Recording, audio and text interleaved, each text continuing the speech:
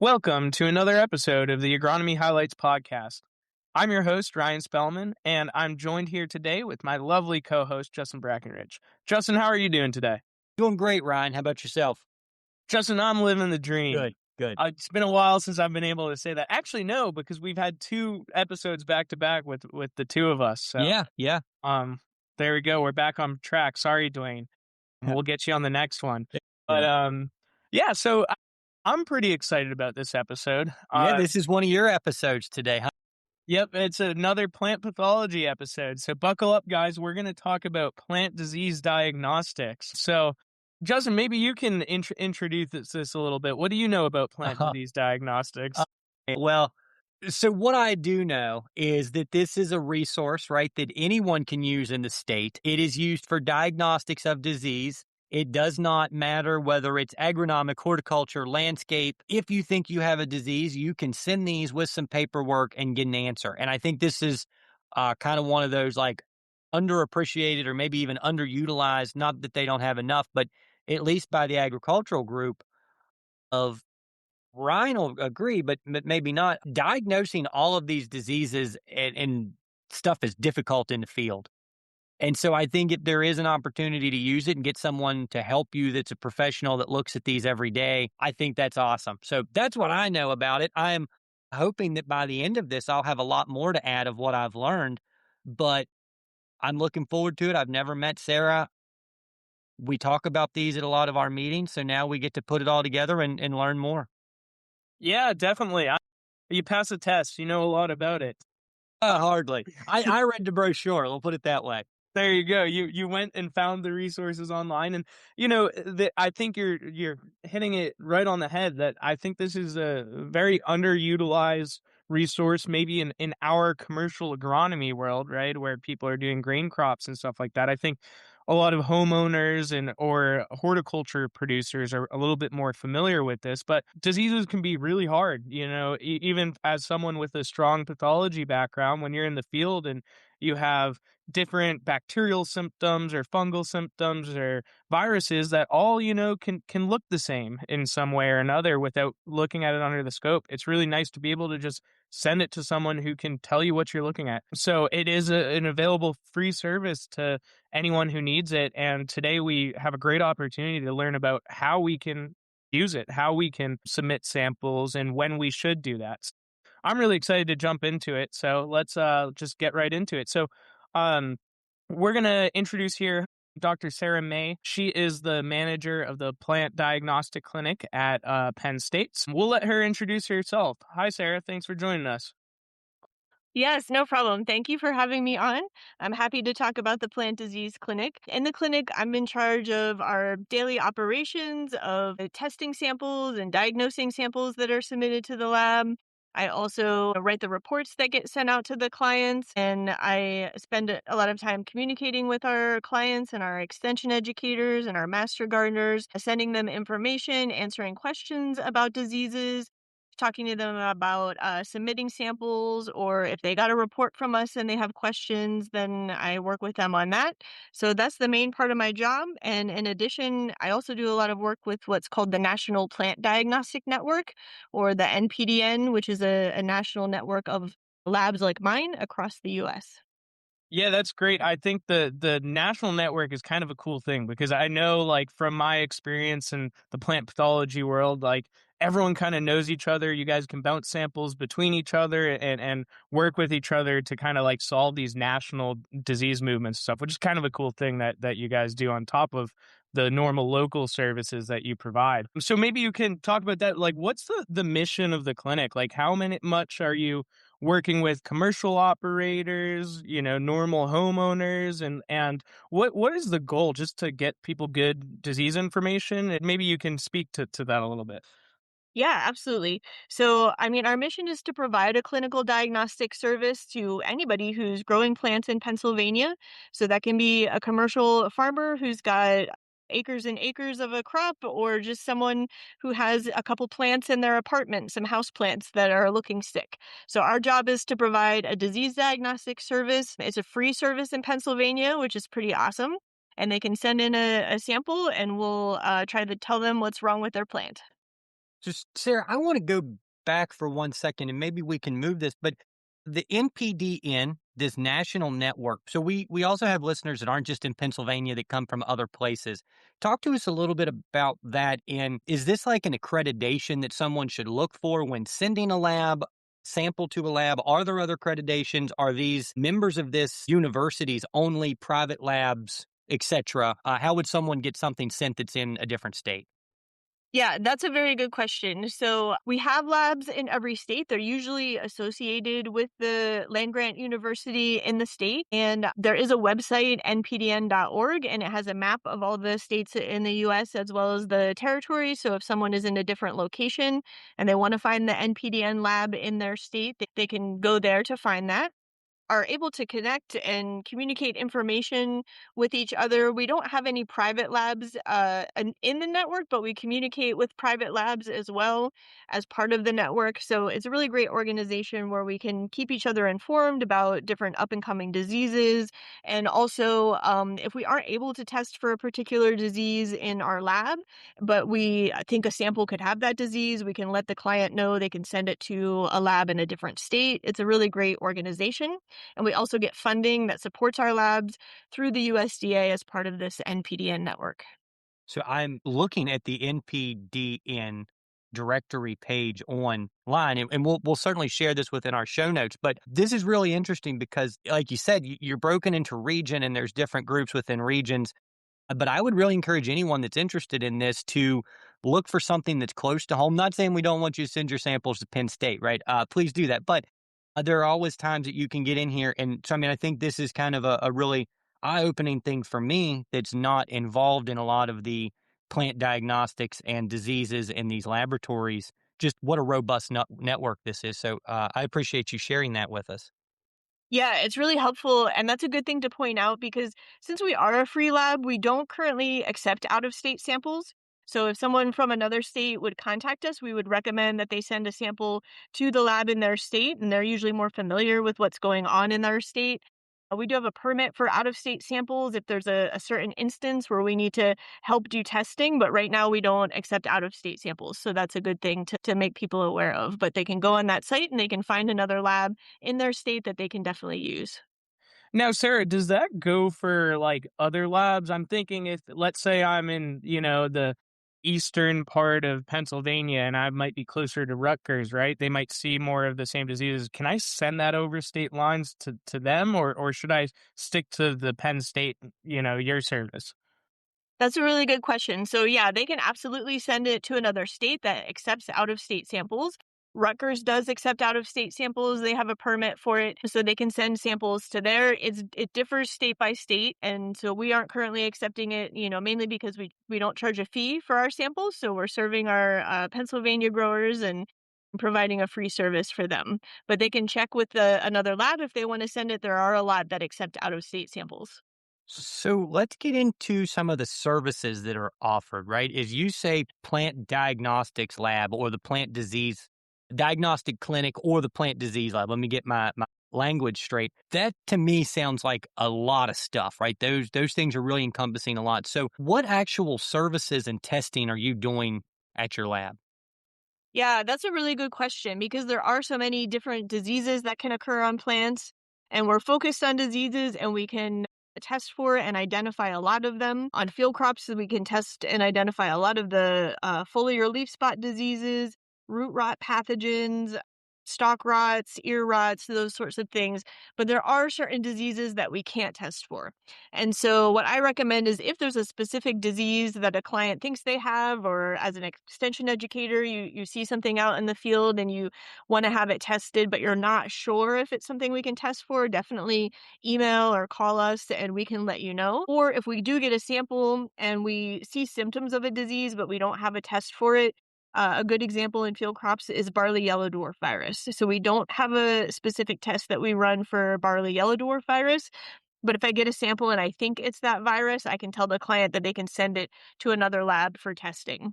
So that's kind of how we do it. We can't test for every single thing, but we can test for a lot of diseases and we can look at the symptoms and the information and sort of narrow it down. And if there's another lab that can test for it, we can recommend that they send it to another place. Yeah, it's compared to some of the other testing that in the agronomic world we do, which is like a lot of soil testing and plant tissue testing, this is actually kind of quite a dynamic process in comparison, right? Like there's not just one protocol for you get a plant in and you test for a disease, right? It depends if it's a virus, if it's bacteria, fungi, and then all the other questions that come downstream of that. Maybe it's not a disease, or maybe it is. Just curious, before we go too much farther down that hole, what proportion of your samples do you find are currently like coming from the homeowner versus like a commercial agronomic producer? That's a good question. So I don't know the exact numbers off the top of my head of homeowner versus commercial. The amount that we get submitted directly from homeowners, whether they're sending it to us themselves or they're going through their extension office, is about 50%. And then the other 50% is coming from commercial clients, but a lot of those commercial clients are landscape and tree care companies. So it would be coming from somebody's house, but through one of those companies that's, working on their landscape or working on their trees. So we have that aspect of it. As far as agronomic crops go, corn, soybean, oats, wheat, all of those, and the forage crops, only about 2 to 3% of our annual samples are coming from those types of crops. About 50% or more of the samples we get are woody ornamentals. So these would be from people's homes, from the forest, from nurseries that are growing trees and shrubs to plant in people's yards. So that just gives you a general idea of the type of samples we get.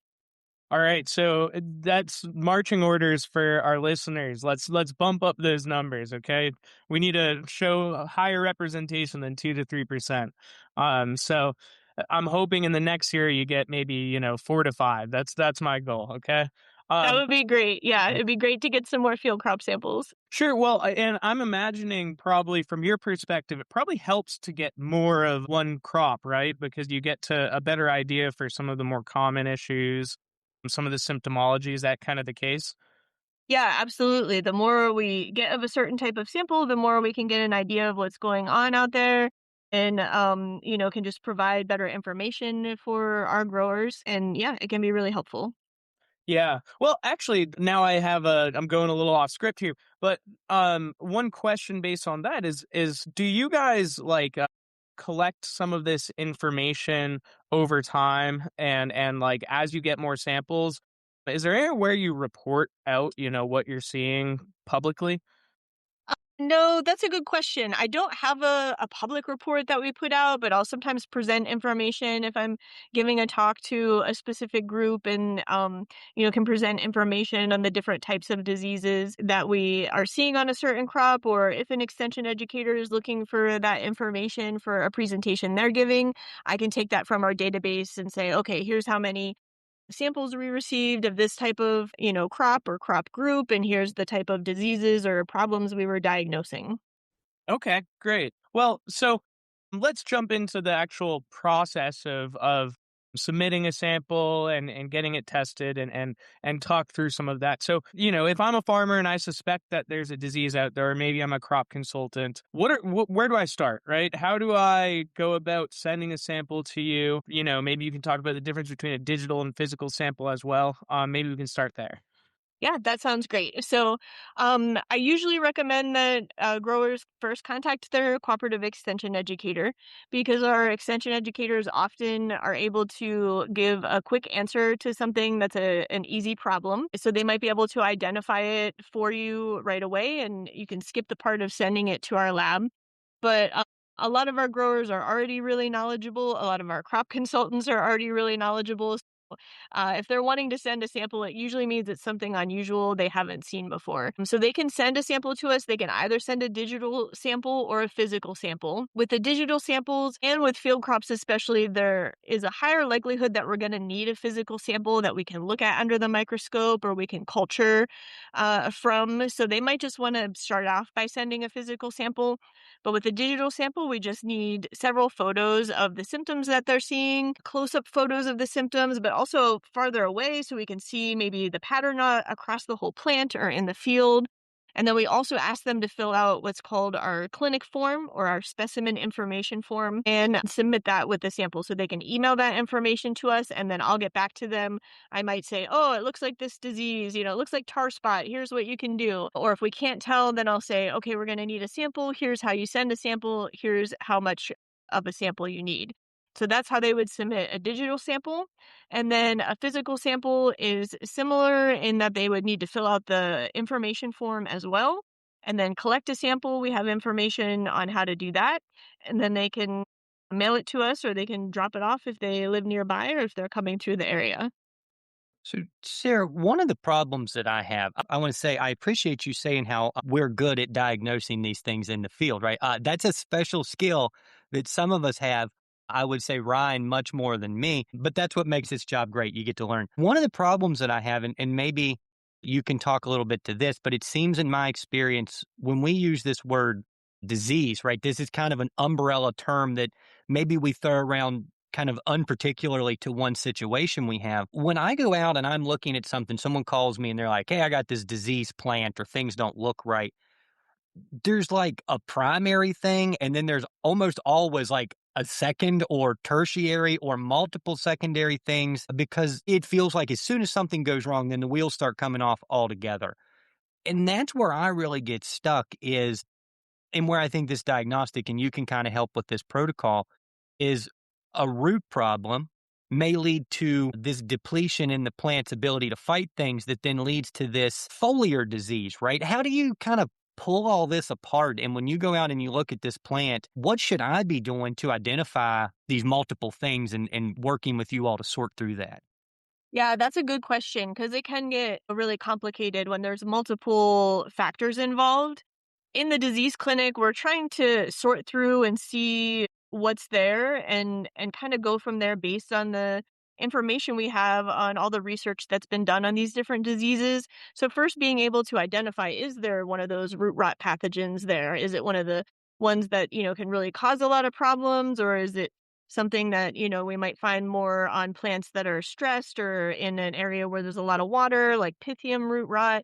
And so just being able to make that diagnosis can give us more information on what's going on and can also, be an indication if soil or environmental factors are playing a role. And yeah, it can be a complicated problem, but if we have a good enough sample, we can, sort out what the different problems are, whether there's leaf spots involved and root rot, and kind of go from there to make management recommendations. I think it's like every year, right? We get into this mid year, we're starting to top dress our corn. We're using either urea or a liquid product. No matter how careful we are, we almost always see burn, right? Mhm. And we start to see this burning happening. And then you go back and you look, and now all of a sudden these little sooty molds or these little black spots or something has popped up on it. Yeah, so I guess that's kind of where I'm leading to this thing is uh for me is what I would not consider an expert. I look at this and it's taken a couple years of working with people that are good at this to say, that's not the cause by this disease or this pathogen. What happened is we damaged it. This could have been a nitrogen application. It could be insects. It could be hail. The myriad of problems, but then not making this like immediate knee jerk reaction. I gotta get a fungicide out there, right? Like, because that's not leading to this. And I think that's where you all as experts can talk us off the ledge by taking a couple days and sending this sample. Yeah, absolutely. That's a really good point because we do get samples like that where we're only finding those secondary sooty mold type fungi growing on something that's been damaged by something else, such as like a fertilizer application. And and that's information that we would include in the report to hopefully communicate to the grower that this is an injury, and then yeah, there's fungi on you there, but they're not pathogens. They're not causing the symptoms that they're seeing. And we have other labs here at the university that can help with further looking at some of those things, like if there's high salts, there's the ag analytical lab, or if there's a insect problem. Even if they send a sample to me and we see an insect problem, we have a entomology lab, the insect identification lab, that they can forward samples to. But yeah, it's nice that we're able to do that with samples when they're sent in and say, no, this is not a primary pathogen, when we just see that, sooty mold growing on a fertilizer burn. That's a good one. Yeah, no, it's these secondary like I have one example that I remember was I had a field where the farmer was asking me about downy mildew. He had a lot of downy mildew all over the place on his soybeans, and I found them in patches, right? And so that was a case where we pulled up the soybean plants and you saw that there were no nodes, right? So there was something else that was stressing it that was leading to a disease issue, but that wasn't the real problem, right? There was actually an acidity problem that he had in the soil, and that's kind of what we landed on. So it is dynamic, and just because you see a disease doesn't mean it's always the problem you're facing. So to that message, is that something that how involved are you guys with that process, right? If you get a diagnostic sample in, are you trying to like if you got that downy mildew sample at that soybean plant, would you say, oh yeah, that's downy mildew. That's what you have. Or do you go through that process of explaining to the producer, the person submitting the sample, like that might not be your actual issue. These are the other things you should test for or do that. Could you maybe talk a little bit about that? Yeah, that's a great question. And that is an important part of what we do. So if we get a sample where maybe we're finding a disease like downy mildew, but we see it looks like the primary problem is actually a nutrient problem or a pH problem, that's what we're going to be communicating to the client. And so we'll be recommending that maybe they send it to the nutrient analysis lab, or we're just giving that information so that they can, assess their production and try and determine if that's what the cause is. And a lot of that also, though, relies on the type of sample and the information that we get. So if someone just sends us a couple leaves and, they're, what are these spots on the leaves? That's what I'm worried about. And we say, okay, well, that's downy mildew. But if they send us a lot more information and a better sample that includes like the entire plant, maybe they send some pictures and they show us like, okay, this whole area is declining. And we look at it and we can say, well, there's a little bit of downy mildew there, but the real problem looks like it might be a nutrient problem or a problem with the soil. Maybe there's too much moisture, that sort of thing. That's what really helps us because we're just getting a little snapshot in our lab of what's going on out in the field with the samples that we get.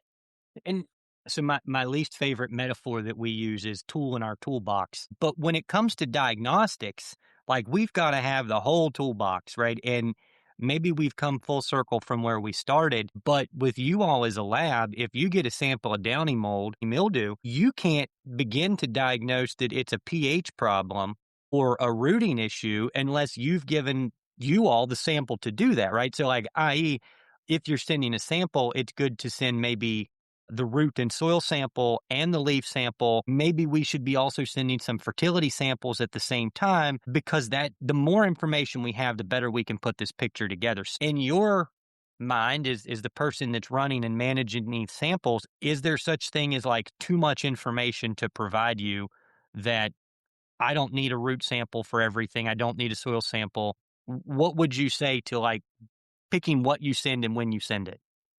Yeah, that's a really good question. I mean, we always say that more is better, more of a sample or a larger sample. Also, more information is better. So, having the information filled out on the form that we provide and also sending pictures. So, you don't have to only send pictures if you're submitting a digital sample.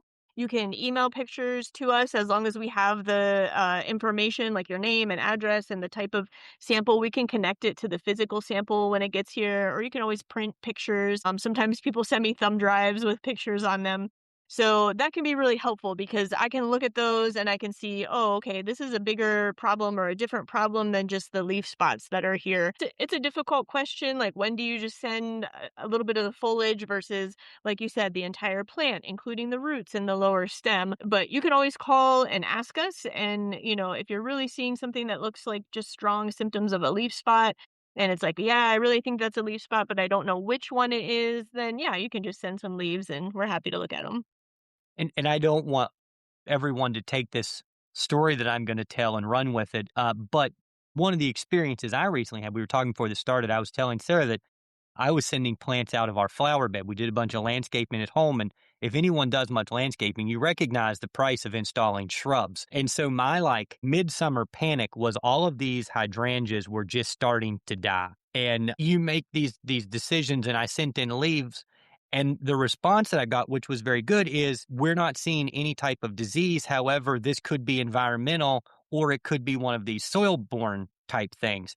So then I had to take another 2 weeks, right, to get the soil sample and send it. So I'd say this story to say, I think unfortunately what I may have learned from this is you're going to get the whole plant every time I send something. Because if you're trying to make these diagnostic decisions and you're looking at your produce or your agronomy where it's more important than my hydrangeas, 2 weeks or 10 days could be a huge difference just trying to go back and forth in the mail and collect samples. So if you are concerned, if you think there might be more to this picture, my advice would be send it all the first time and let them have it. And the worst they're going to say is, Justin, quit sending us these bags of dirt. It's not helping.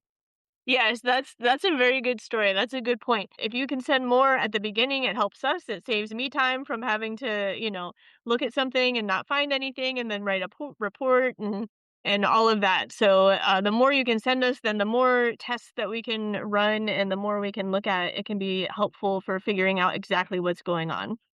Yeah, so this is probably a good segue into talking about when you're submitting a sample, like what makes, so we talked about, what you might want to think about sending. Maybe it's the full plant, a few leaves, the full plant in the soil, kind of depending, it's very dependent on what you're looking at, right?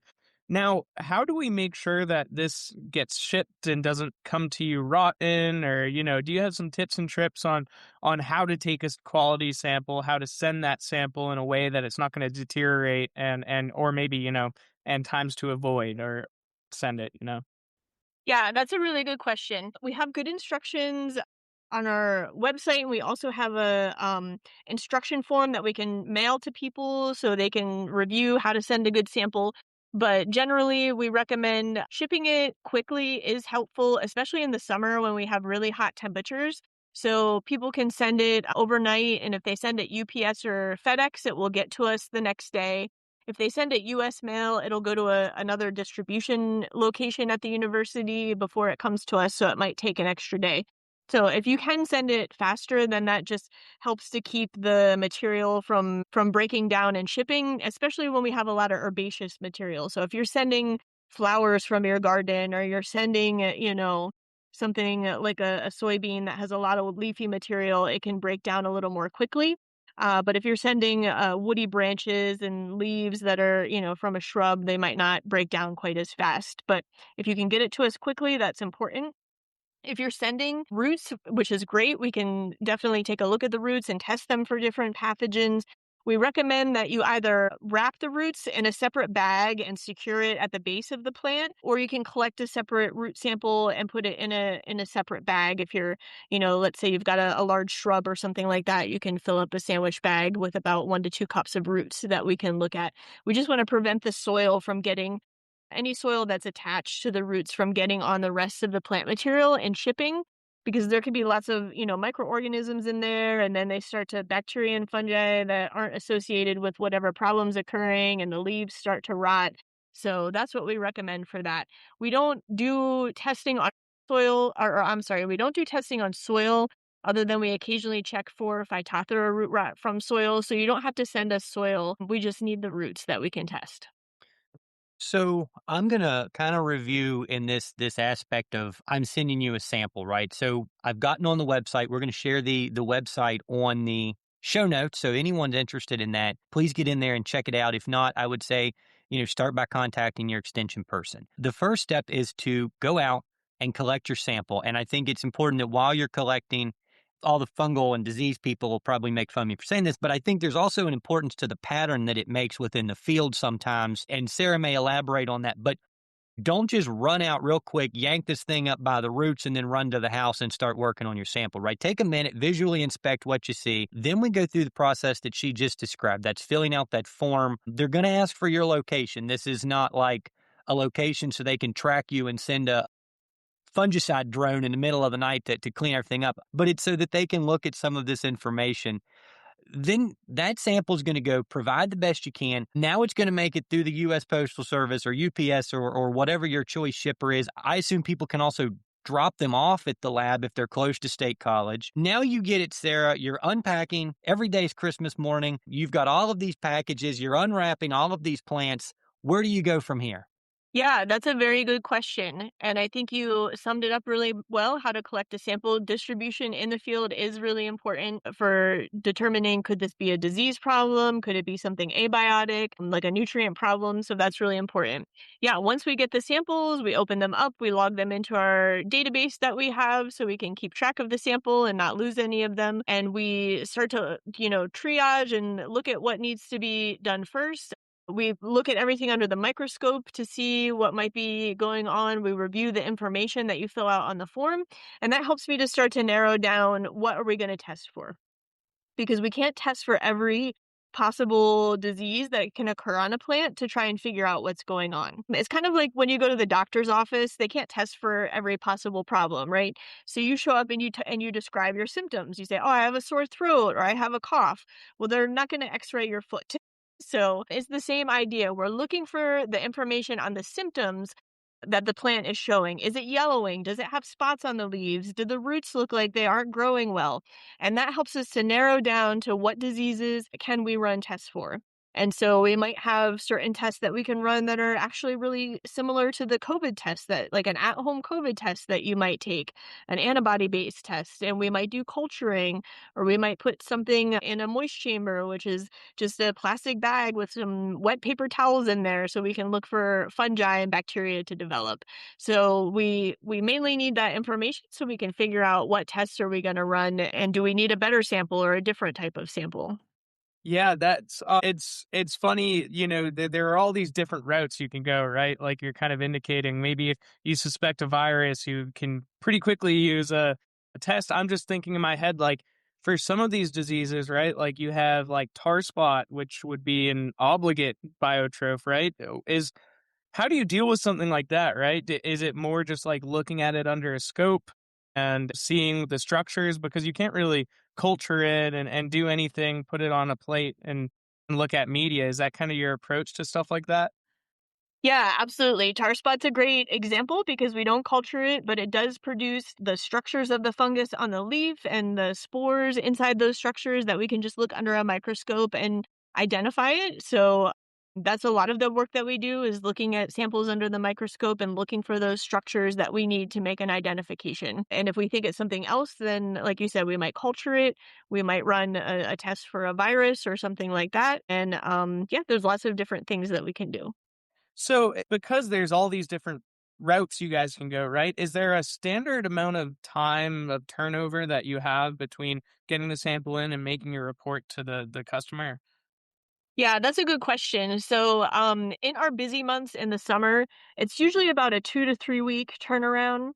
And that depends on the volume of samples that we're getting, how many do we have to process, and the time that it takes to process certain samples. So, if we have to culture something and wait for the fungus to grow and form the structures that we need to make the identification, that can take, a week or more for that to happen. So, it can take 2 to 3 weeks in the summer.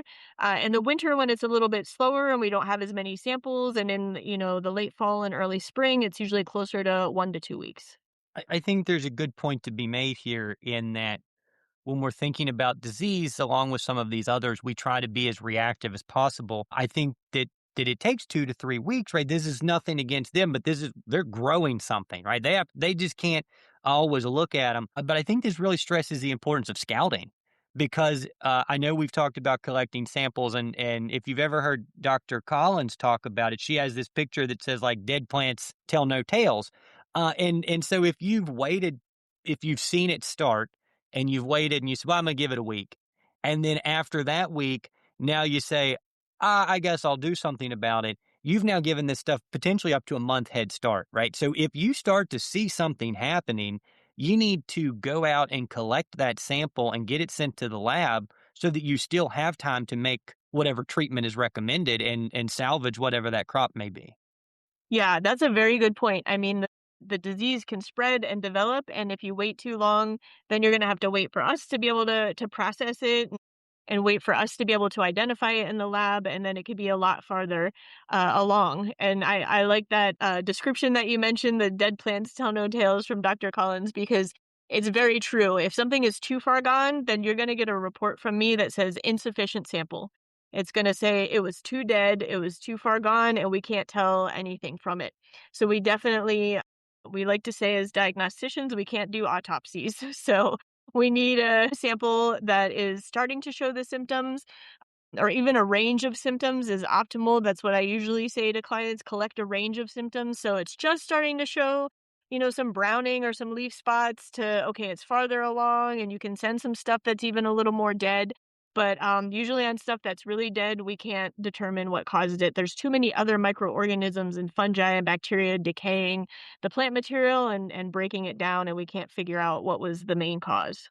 I think that's what you just mentioned in something we maybe should have talked about earlier, but this idea of sending different levels of infection within the sample, right? And if we're using like color or a visual assessment, like sometimes things are different within a hybrid of a specific crop that you may go out and say, well, this doesn't look the same as that corn plant, but it's everywhere, right? And sending you all something that shows the healthy plant as well as the infection at different periods can help with that, because so much of this diagnostic, at least in the field, is visual, and plants are subject to changes in color and visual appearance with their environment and their cultivar and their hybrid. So I think that's something really we need to maybe discuss more too, is what you're looking for in the variation of severity within this. Yeah, I think that's really helpful. Sending a range of symptoms is good. And even what you're talking about with sending something that's showing the healthy plant versus the not healthy plant, especially if we're talking about something that's very, subtle, it's a color change or maybe a little bit of spotting or speckling, and we, can't quite tell, but there is a difference there. That can be really helpful for me in the diagnostic lab, especially because I'm looking at such a huge range of different host plants. Like if it's a plant in Pennsylvania, then you can send it to us for looking at for disease problems. So I'm not used to seeing the same things. If you're specializing in one area, you're seeing lots of different cultivars of something, and you know what they normally look like. So yeah, sending a healthy sample and as well can be really useful for us. Yeah, that's a great point. And, one of the things that we've danced around a little bit in the scouting conversation is define like recognizing something as a disease versus a disorder. So I figure maybe we can talk for a second about that as well. How can we, when we're scouting, we're looking for something, if we suspect a disease, we're looking maybe for a range of symptoms. Maybe there's a certain pattern. And let's keep this in the context of maybe a field crop, right? Do you have any tips for people trying to decide, what am I seeing? Is it a disease, or is this like a disorder, like a nutrient deficiency, something like that? That's a really good question. I don't know if I have any great tips. I guess a lot of times, if we see something show up fairly suddenly across a large portion of a field, then a lot of times we think that might be some sort of a disorder or an injury. So something like a herbicide injury that may have occurred, or frost injury, something like that, or a nutrient problem that's showing up on a large percentage of the crop versus a disease that might start in one little area of the field, and then it's going to start to spread. Maybe it's spores that were, blown in on the wind, and then it's going to gradually spread throughout the field, or maybe it's going to be spotty throughout the field. So those are some of the distributions that we tend to associate with those different things. But I've been doing this job for a long time, and I still get tripped up where I will get a sample. I just had this happen the other day, and I was looking at the information from the client. Okay, 90% of the crop is showing symptoms. There's browning on the leaves, and maybe this was cold injury that happened, but they're not sure. And I was like, yeah, this sounds more like a abiotic problem. Maybe it was some sort of cold injury, and then I put it under the microscope, and there's a disease there. So they don't always follow those exact patterns, but there are some things that you can start to clue in on whether or not it's a disease problem or some sort of a disorder. Yeah, that's a good point. I think when I was, taking plant pathology courses, we always learned the more uniform something is, the more likely it's like a biotic or abiotic, a disorder, we would call it.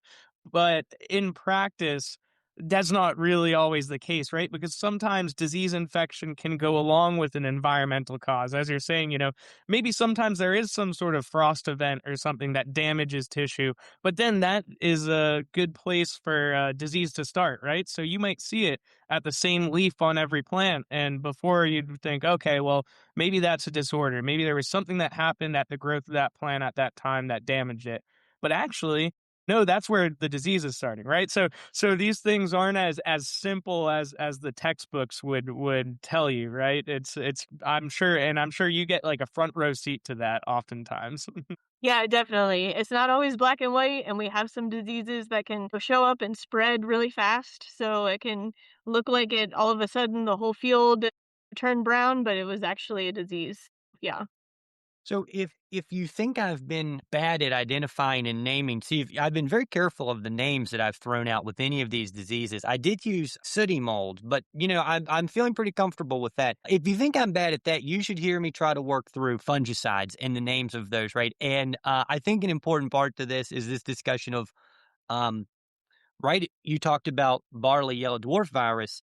That becomes a point of identification, not a point of like control, right? We can't go out and we could manage the vectors or things like that, but we can't go out there and posthumously treat a virus. When it comes to bacteria, we have a couple small options. And then when it comes to fungicides, that's where you really open up this whole big array of products and stuff. How does your report come back and help me make this decision of what direction and what options I have? Or when it becomes this thing of maybe we need to try a different cultivar or look for better options starting next year? Yeah, that's a great question. So we do provide management recommendations on our report, and if we find a disease, we'll give that information, including what fungicides will be recommended. And I'll often provide fact sheets or information from like the agronomy guide that has specifics on, if it's a fungal disease, what fungicide could be applied, and other, IPM type practices, like you mentioned. Is there a different cultivar that they could grow that has resistance? Is there different timing of planting or harvest that would help manage the disease? All of those sorts of things that you would, want to include. And we can also reach out to our faculty that are studying these diseases to get more information if it's needed. But we do provide that. And sometimes there aren't a lot of options, unfortunately. So if it is something like a virus or like a bacteria, like you were mentioning, unfortunately, a lot of times the report is just saying, okay, here are the limited options that you have, but we do provide those management recommendations.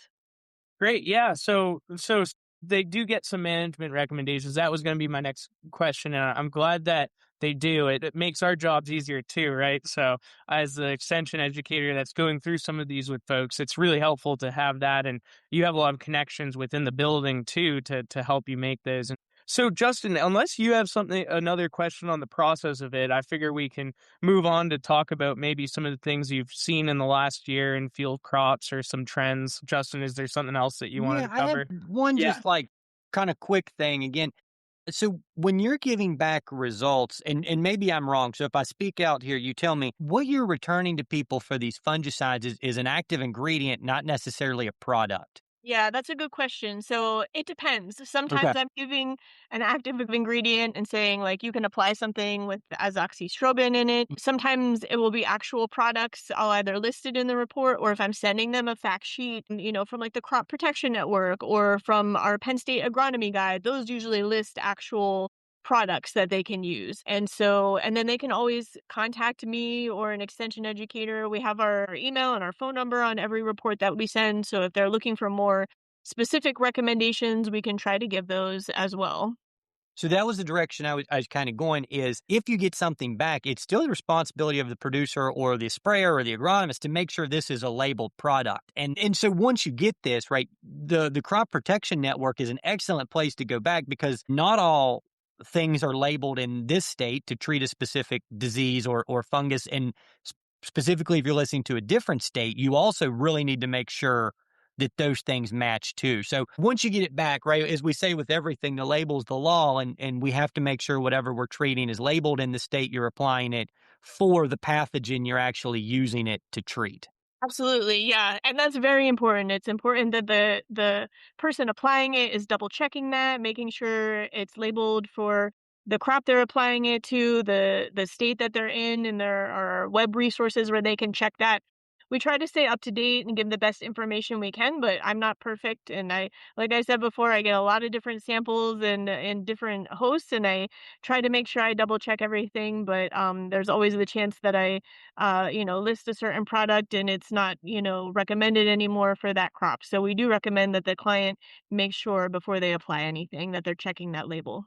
And Sarah, on the management side too, like, do you give recommendations when it comes to like, is it more acute, or like is it more long term recommendation as well? Maybe it depends on the pathogen. I'm just thinking, let's say I get a sample, you identify that there's a certain type of stalk rot pathogen or something like that, right? As a producer, I get that sample back, and I'd think, okay, I should look at the biology of this pathogen, and I know, oh, well, this pathogen can overwinter in wheat and corn, and maybe it's time for me to think about my crop rotation. How do I manage this long term? Because otherwise, I could continue to see this be an issue. Is that some of the recommendations you do, or is that kind of the onus is on that producer to go take your identification, your recommendation, and then to go study up on it and kind of learn what they need to do in their system over time? No, that's a great question. We absolutely do try and include that information, especially because unfortunately, a lot of the times when we're getting a sample, it's too late to do much during, the season that we're in, and they're going to have to do something next year. So we'll include that information about rotational crops and tillage and those sorts of things that they can start next year. Or with a lot of the samples that we get from someone's yard, a lot of the trees and stuff, if we find a disease on it, the management will often be the following year when the new growth is coming out on the tree is when you might want to apply a fungicide, or raking up the leaves in the fall will help to prevent the pathogen from overwintering. So we do try to include as much of that information as we can in the report, and it's also often in the fact sheet or the information from a guide. They can definitely look up more information. There's lots of great extension publications out there to find more about a disease that we might diagnose, but we try to give as much management information as we can. Great. Yeah. Well, there's so much out there. And so, like, I'd imagine if you wanted to, you could write a book on every single sample that you give back, right? So it can be a real challenge to highlight all the information they need to manage that in one place. And so it's really great that you do go through that detail to do that. And so maybe we can move on here to some of the things that you've been seeing in the last season or two in field crops, and if you have any insights for us as an educator, right? So are there any, I'll ask a very general question here, are there any like emerging diseases that you've seen, anything that comes to mind when you think of emerging diseases that we might not really be aware of that have been going on in field crops in the last season or two? That's a good question. I don't think there are any big ones that you wouldn't know about. We've had tar spot on corn for a number of years here in Pennsylvania, so that's probably one of the newer ones. There is a disease called corn stunt that's been found in New York and several other states, so that's one that we're looking out for, but it hasn't been found yet in Pennsylvania. So that's one of the ones that we're watching for to see if it shows up here. But other than that, we don't have any big important diseases, which is kind of a good thing for field crops. Yeah, that's a good thing. I mean, because you're kind of on the front lines, right? So with tar spot, I mean, we started to see that maybe 3 years ago now, maybe 4 years ago now, and now we're learning how to manage it, and that's kind of where it gets kicked over to us, right? Where now folks are starting to notice it on their own fields, right? So that's definitely a big one. So corn stunt, I'm curious, just because I have heard a little bit about corn stunt, in the Erie area, stuff like that. What is it, and what should people look out for if they're kind of on that New York border? Yeah, that's a good question. So corn stun is caused by a bacteria-like organism called a spiroplasma, and the symptoms are stunted plants, as the name suggests. Yeah, stunted plants, and also often the leaves look very red or have red streaks on them. And so those are the main symptoms. And if you Google corn stunt, you can find pictures of it. And it's spread by a leafhopper called the corn leafhopper.